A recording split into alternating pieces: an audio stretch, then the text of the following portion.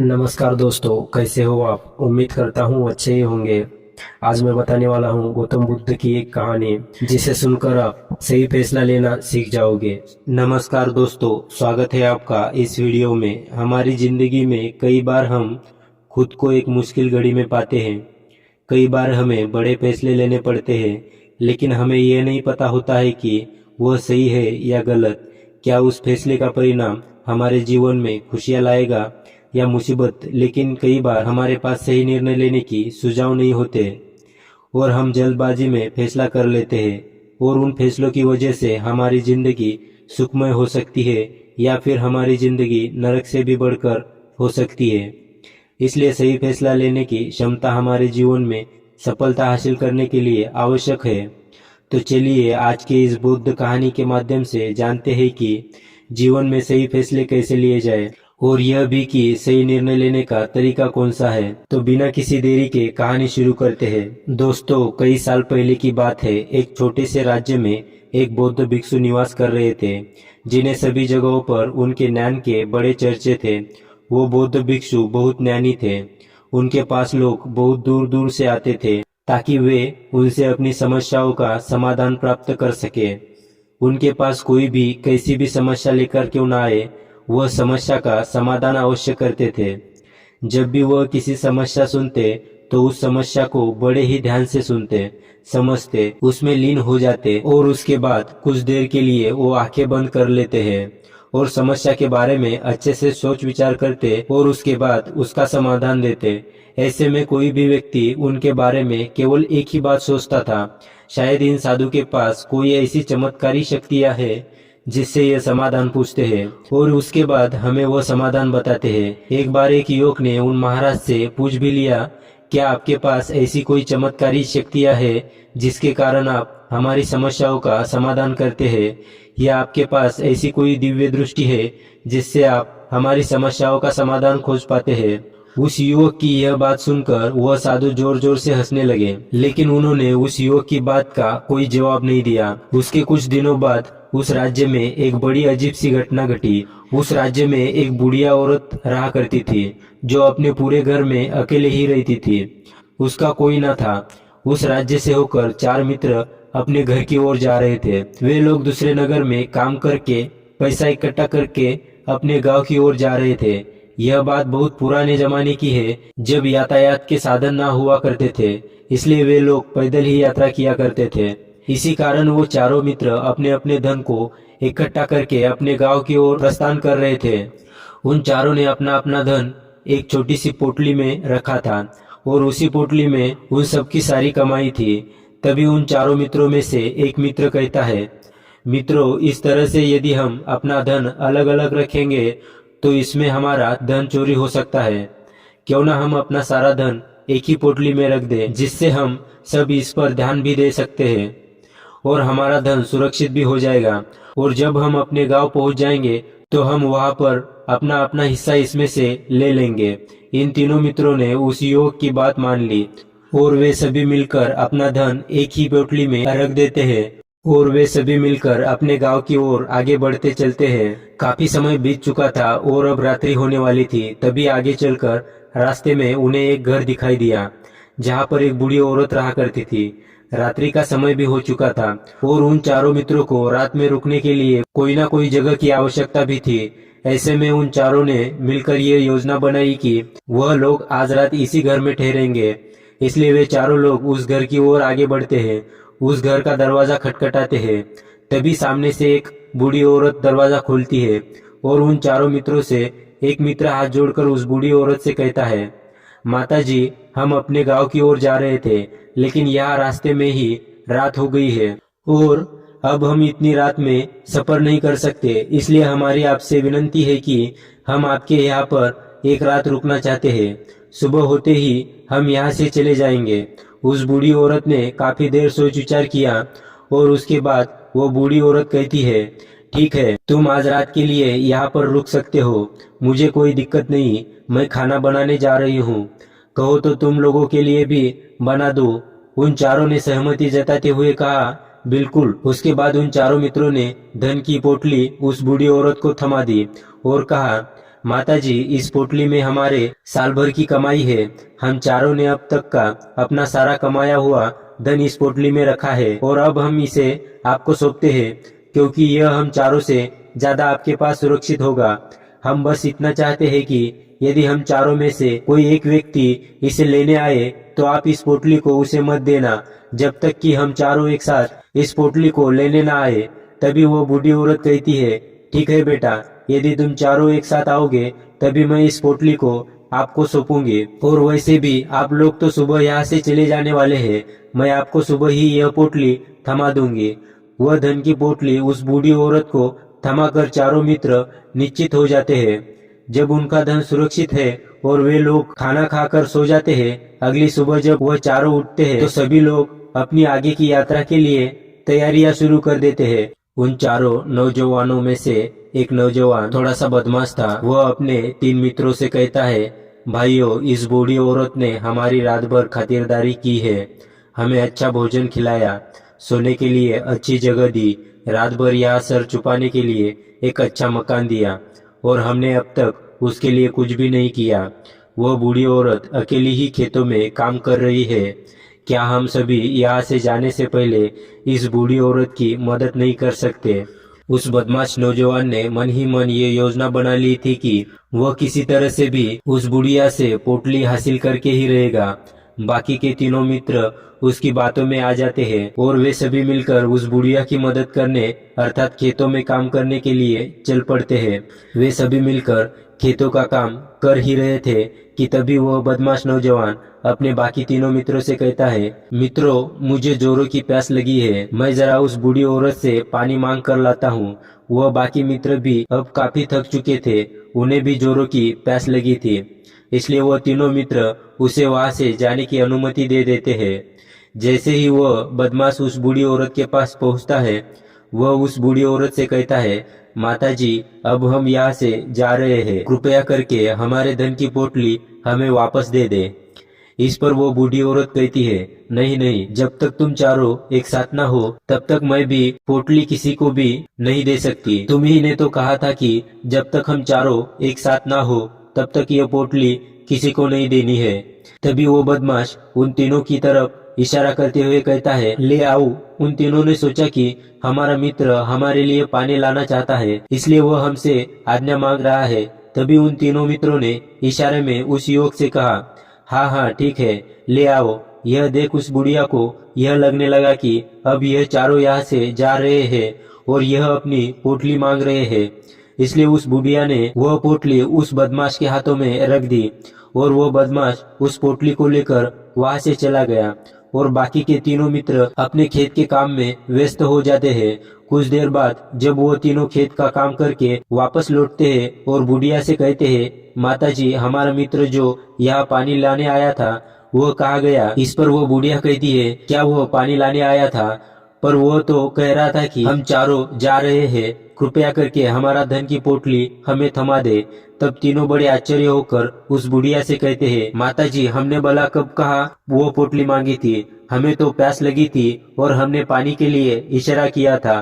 तभी बूढ़ी औरत उन तीनों से कहती है, परंतु अब तो वह पोटली लेकर जा चुका है। तभी वो तीनों मित्र सर पकड़कर रोने लगते हैं और कहते हैं, माताजी, उसमें हमारा सारा कमाया हुआ धन था जो वह अकेले लेकर भाग चुका है। हमने तो आपको कहा था कि जब तक हम चारों एक साथ ना आए तब तक आपको वह पोटली किसी को नहीं देनी है, फिर आपने ऐसा क्यों किया? इसमें आप ही की गलती है। हमने आपको उस पोटली की हिफाजत के लिए रखा था और आपने उसे एक ऐसे आदमी के हाथों में दे दिया जिसने हमारा सारा धन हमसे लूट लिया। हम बर्दाश्त नहीं करेंगे, हम राजा के पास जाएंगे और राजा से आपकी शिकायत करेंगे, न्याय की मांग करेंगे। अब तो इस बात का राजा ही फैसला करेंगे। तीनों नौजवान क्रोधित होकर राज दरबार में पहुंच जाते हैं और अपनी सारी समस्या उन राजा को बता देते हैं।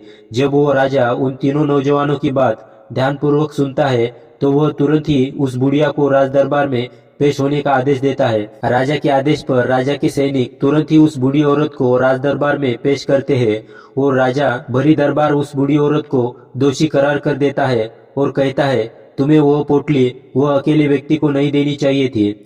जब उन्होंने तुमसे कहा था कि जब तक हम चारों एक साथ उस पोटली को लेने ना आए तब तक तुम्हें वह धन किसी को नहीं देना चाहिए था। इसमें तुम्हारी गलती है और अब तुम्हें इसका हर्जाना भरना होगा। तुम्हें इनका धन लौटाना होगा। राजा का यह आदेश सुनकर बूढ़ी औरत फुट फुट कर रोने लगती है और राजा से मदद की गुहार लगाती है और कहती है, हे राजन, मैं तो एक बूढ़ी औरत हूँ और मेरे पास इतना धन ही नहीं है और ना ही मेरे घर में कोई ऐसा है जो धन कमाता। मेरे पास इतना धन ही नहीं है कि मैं इनका धन लौटा सकूं। मैं तो अकेली हूँ, बेसहारा हूँ, कृपा करके मुझ पर रहम करे। लेकिन राजा उस बूढ़ी औरत की एक नहीं सुनता। वो बूढ़ी औरत रोते हुए अपने घर की ओर जा रही थी। यह सोच रही थी कि आखिर मैं इतना धन कहाँ से लाऊं? कैसे मैं उन लोगों का यह धन उन्हें लौटाऊंगी? मेरे पास इतना धन नहीं है, मैं क्या करूं? कैसे करूं? कहाँ से लाऊं इतना धन? यदि मैंने उनका धन नहीं लौटाया तो मुझे राजा मार डालेंगे। वैसे भी मेरी ही गलती है जब उन चारों ने मिलकर मुझसे कहा था कि जब तक हम चारों एक साथ ना आए तब तक वो पोटली किसी को नहीं देनी। फिर भी मैंने वो पोटली केवल उस एक व्यक्ति को थमा दी। इसमें गलती तो मेरी ही है। वह रोते रोते यह सारी बातें सोचते हुए अपने घर की ओर जा रही थी। तभी रास्ते में उस बूढ़ी औरत को वही संत मिले जो उस नगर में किसी भी समस्या का समाधान बड़ी ही सरलता और सहजता से करते थे।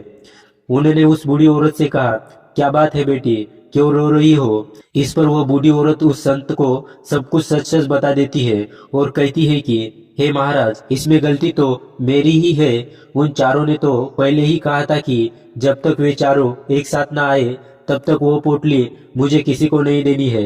लेकिन मेरी हिम्मत मारी गई थी जो मैंने वो पोटली केवल एक व्यक्ति को थमा दी और वो उनका सारा धन लेकर वहां से भाग गया। लेकिन अब मुझे यह समझ नहीं आ रहा कि मैं वह सारा धन कहाँ से लाऊं। मेरे पास इतना धन नहीं है और राजा ने तो आदेश भी दिया है कि मुझे उनका धन लौटाना ही पड़ेगा। लेकिन मैं यह समझ नहीं पा रही हूँ कि इतना सारा धन मैं कहाँ से लाऊंगी। तभी वह संत उस बूढ़ी औरत से कहते हैं, शांत हो जाओ, मैं कोई ना कोई रास्ता जरूर निकालूंगा।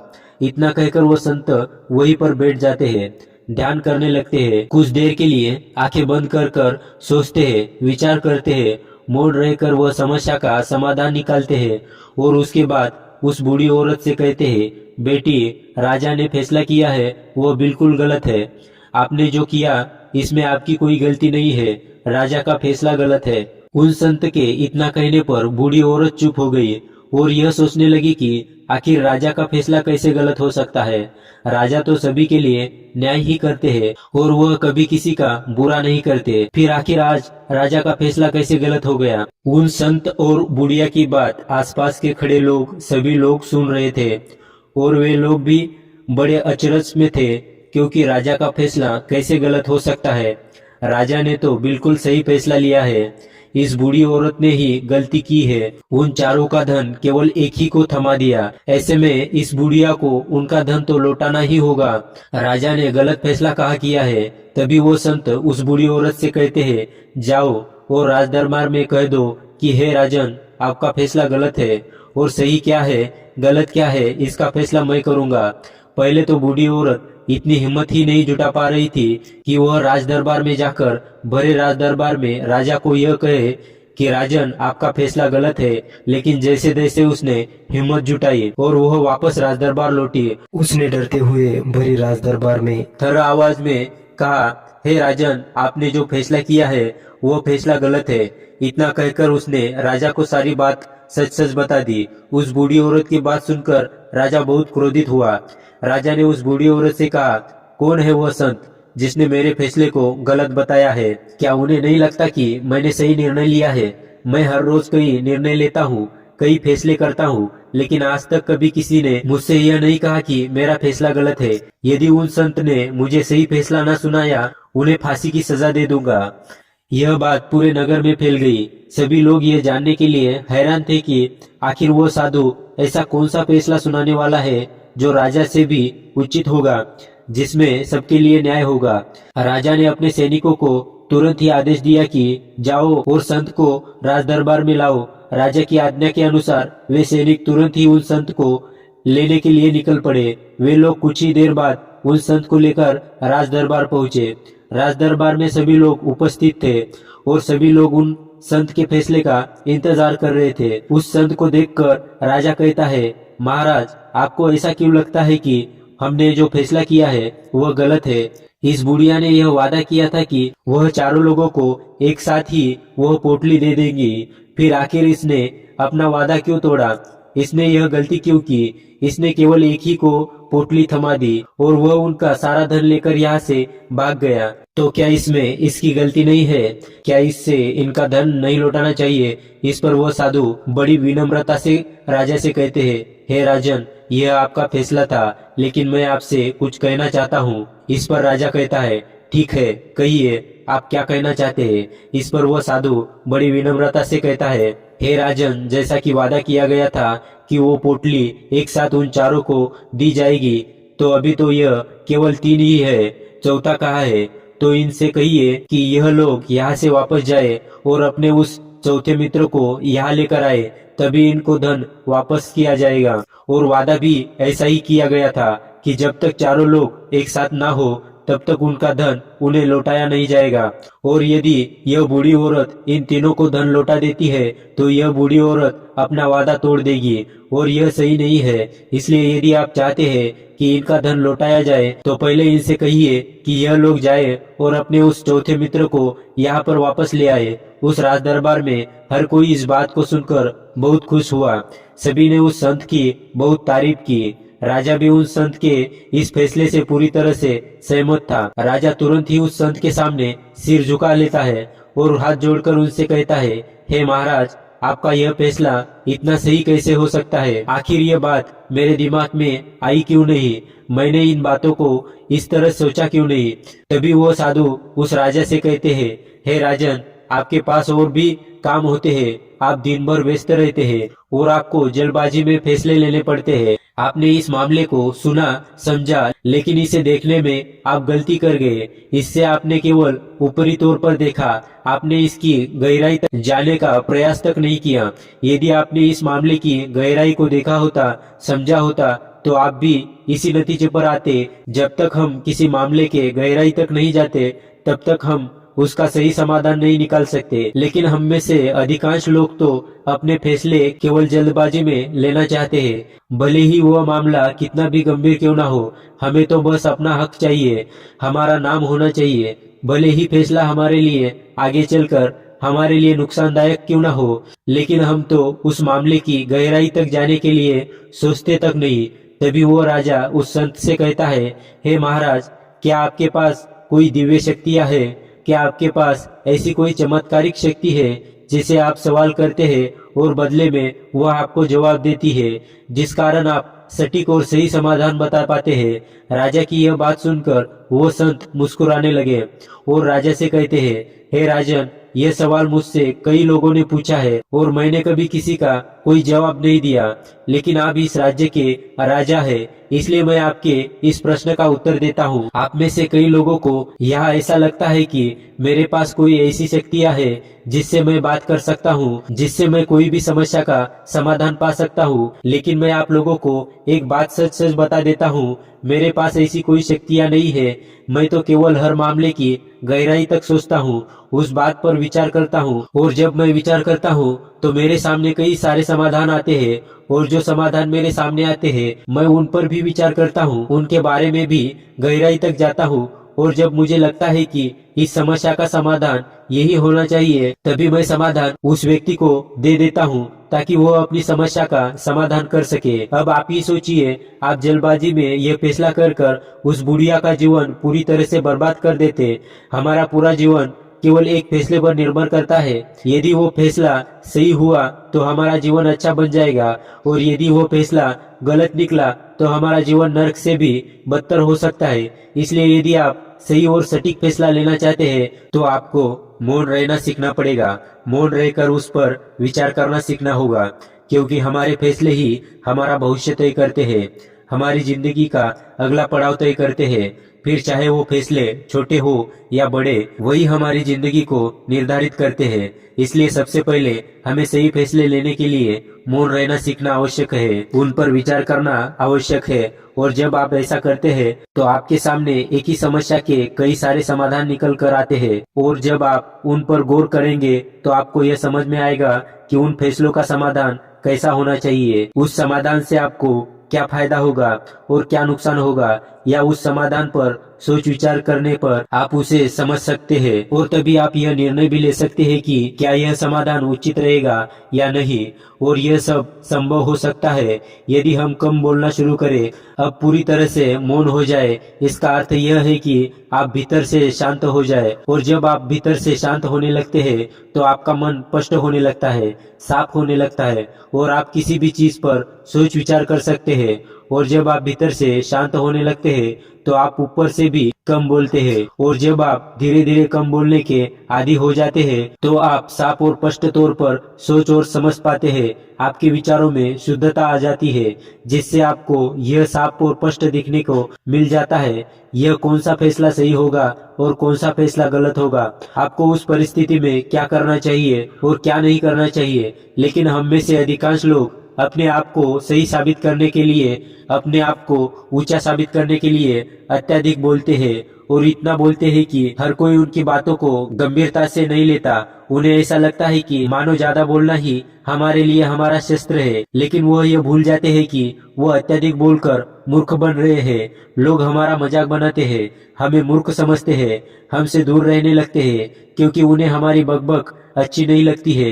लेकिन जब आप भीतर से शांत होने का प्रयास करते हैं और धीरे धीरे भीतर से शांत होने लगते हैं तो आप खुद ब खुद ऊपरी तौर पर कम बोलना शुरू कर देते हैं। इससे आपके मन में, आपके मस्तिष्क में एक साफ और स्पष्ट विचार उत्पन्न होते हैं और आप अपने आप को साफ स्पष्ट तौर पर समझ पाते हैं, देख पाते हैं आपको कब, क्या, क्यों और कितना बोलना चाहिए, और आपको कब, कैसे, क्यों, किस तरह से कौन सा फैसला लेना चाहिए। यह भी आप अच्छी तरह से समझ और जान पाते हैं। जब आप कम बोलना शुरू करते हैं तब आप अपने आप को बहुत अच्छी तरह से समझना शुरू कर देते हैं, अपने आप पर अच्छी तरह से विचार करना शुरू कर देते हैं। तब आपको यह बात भी अच्छी तरह से समझ में आने लगती है कि जो हम बेकार की बकबक करते हैं उस पर हमारे शरीर की बेवजह की कितनी सारी ऊर्जा यूं ही व्यर्थ हो जाती है, नष्ट हो जाती है, जिसे हम चाहे तो किसी जरूरी काम में लगा सकते हैं, फैसले लेने में लगा सकते हैं, जिससे हम तनाव मुक्त रह सकते हैं और हमें अच्छी नींद भी आ सकती है। और यदि आप इसी प्रकार सोच विचार कर फैसला लेना शुरू करते हैं तो आपका मस्तिष्क भी अच्छी तरह से काम करने लगता है और आपका मस्तिष्क पहले से भी ज्यादा शक्तिशाली हो जाता है। और इसका एक बहुत अच्छा उदाहरण भी आपको मैं बताना चाहूंगा। जब आप स्कूल में पढ़ते थे या फिर आज पढ़ रहे हो तो आपने देखा होगा कि बच्चे होनहार होते हैं, होशियार होते हैं, वो लोग बहुत कम बातें करते हैं और अपना समय सही चीजों में लगाते हैं। वो अधिकांश अपना समय मौन होकर ही बिताते हैं। इसी वजह से वो पढ़ाई करने में बहुत तेज होते हैं। वह जो कुछ भी पढ़ना चाहते हैं वह उसे याद कर लेते हैं। लेकिन वहीं पर दूसरी तरफ जो लोग बहुत अधिक बोलते हैं, यदि आप उन्हें पूरे 24 घंटे भी दे दें तो भी वह उस तरह से उन चीजों को याद नहीं कर सकते जिस तरह से वह मौन रखने वाले बच्चे उन बातों को याद कर लेते हैं। और महान चाणक्य ने भी यह कहा है कि जो व्यक्ति यह समझ जाता है कि उसे कब और कहाँ कितना बोलना है, उस व्यक्ति को सफल होने से कोई नहीं रोक सकता। और आप इतिहास उठाकर देख सकते हैं, आज तक जो भी लोग महान हैं, जो लोग भी सक्सेसफुल बने हैं, उन लोगों की आदत बहुत कम बोलने की है। उनका पूरा ध्यान केवल अपने लक्ष्य पर होता है और अपना पूरा समय वह अपने लक्ष्य को पाने में ही लगा देते हैं। इसलिए आपको यह आदत अपने जीवन में उतारनी चाहिए। और कम बोलने का अर्थ यह नहीं है कि आप ऊपर से कम बोले, बल्कि आप भीतर से कम बोले, भीतर से शांत रहिए। यदि आप रोज इसका अभ्यास करते हैं तो केवल कुछ दिनों में ही इससे होने वाले लाभ आपको आपके सामने नजर आने लगेंगे। दोस्तों, आपने आज के इस वीडियो से क्या सीखा वो मुझे आप कमेंट में बता सकते हैं। इसी के साथ मैं उम्मीद करता हूं कि आपको आज की वीडियो पसंद आई होगी। तो इस वीडियो को उस इंसान को शेयर करें जिससे ये कहानी सुनने की जरूरत है, और उसी के ठीक बाद चैनल को सब्सक्राइब करें। तो चलिए फिर मिलते हैं ऐसी एक और नई वीडियो में एक नए मैसेज के साथ। तब तक के लिए अपना ख्याल रखिए। धन्यवाद और नमो बुद्धाय।